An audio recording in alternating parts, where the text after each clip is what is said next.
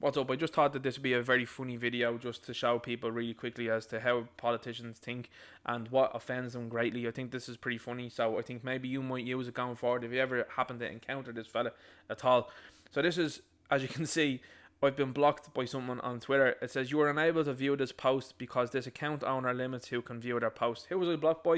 I was blocked by Charlie Flanagan. Do you remember he ran away from Philip Dwyer? Do you remember that video? That was a very funny video, to say the very least, because that's a guy that made a career out of talking and couldn't defeat Philip Dwyer in a conversation. Isn't that interesting? That's how I always view these things. People that make careers out of talking certainly can't talk to Joe Normie, especially when people have questions.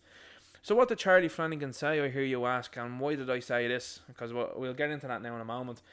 Charlie Flanagan said, Gardaí are a bulwark between order and anarchy. If that was the truth, lots of politicians would be in jail.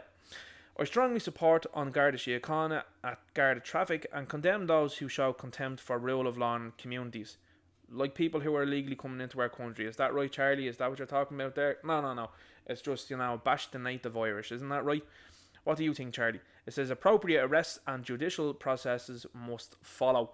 So, as you can see there, I put a comment down below his status and I said, didn't you try to celebrate and commemorate the Black and Tans? And I also quoted it and said the same thing. That's true, by the way. So, those articles are out there. And they tried to walk away from that one then not too long after it. But, these are people that have shown you their true colours in the past.